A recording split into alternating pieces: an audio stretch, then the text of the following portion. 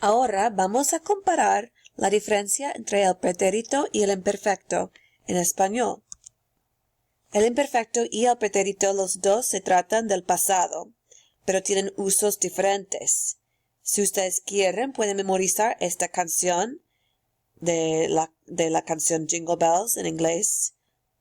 Voy a cantar la primera parte, lo siento. Imperfect, used to be, was, were, verb plus ing, etc. Pueden estudiar y cantar en su tiempo libre esta canción, o también pueden memorizar otra información. Ahora, otra vez, el pretérito y el imperfecto, los dos son tiempos en el pasado. Pero, ¿cuál es la diferencia? Ok, aquí pueden ver aquí que dice, usamos el pretérito cuando una acción empezó o terminó en un momento exacto. En cambio, usamos el imperfecto para describir una acción que no terminó o no sabemos cuándo terminó. Por eso, you have to decide if the action has a specific ending or beginning. Y si la respuesta es sí, usamos el pretérito. Si no, if it did not have a specific ending or beginning, usamos el imperfecto. Por ejemplo, la guerra empezó en 1846. The war started in 1846. Here we see a definite time, and we know that the action started, literally, at that moment. So we use the pretérito, empezó, en vez de empezaba. Santa Anna fue presidente de México. So this is in paragraph form. We're talking about the same war, la guerra. So Santa Anna, in that year, he was the president of Mexico.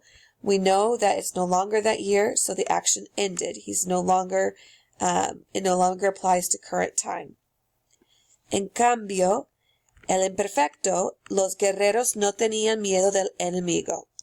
Aquí tenemos el verbo tener en el imperfecto. The warriors were not afraid of the enemy. Here, there's no specific moment when they stopped or started having fear.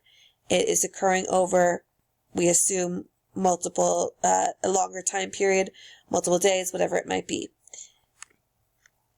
El ejército peleaba valientemente. The army fought valiantly. Here again, we have the verb pelear in el imperfecto, and that's because we don't know how long they fought. We don't know when they stopped fighting. It's not clear what the time frame is, so we use the imperfecto. Para repasar, if it's the pretérito, it's because we know that the action is no longer continuing, that it finished or when it finished. Y el imperfecto, en cambio, it's not as clear as when the action started or stopped, or if it did in fact stop. Si ustedes recuerdan del video anterior, pueden memorizar esta lista de reglas del imperfecto.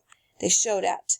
So just as was mentioned in the previous video that you watched earlier this chapter, these are all uses of the imperfecto. And what they have in common is they're all either repeating or ongoing actions. So, por ejemplo, weather is ongoing. It's not going to stop occurring, that the sun will shine no longer. También con la edad, your age, even though it does change and you do grow older, it will still continue. So age is ongoing as well. And time, even though time changes and can be specific, when I tell time, that is an action that is ongoing and will repeat, because it will be 1 o'clock perhaps one moment, but then it will be 1 o'clock another time, we hope. Ahora, tienen que recordar o saber que cuando es posible usar los dos tiempos en una oración. We can apply both sentences to talk about two overlapping events. Por ejemplo, el pretérito dice cuando una acción ocurrió y el imperfecto estaba ocurriendo. Por ejemplo, cuando la guerra terminó, Santa Anna era presidente de México. So here in the same sentence I can use both the pretérito y el imperfecto. When the war finished, and the verb to finish implies right away, that it's not ongoing. Santa Anna era presidente de Mexico. Santa Anna was president of Mexico. In this case, we don't have a specific time, or we're not sure how long Santa Anna was president of Mexico. With this information, we have to assume that Santa Anna could still be president of Mexico, because we just don't have enough information or context to assume otherwise. Ahora, para usar el verbo ser en el pretérito, fue, implies that he was once president of Mexico. Pero si yo uso la forma de ser en el imperfecto, ahora muestra que no sabemos cuándo terminó de ser presidente.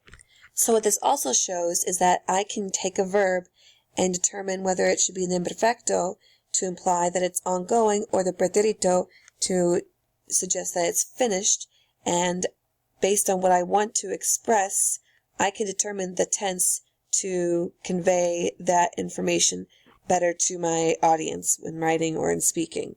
So if you want to be clear to those that are listening or reading what you've provided, that an item or an action is finished, you can put it in the pretérito.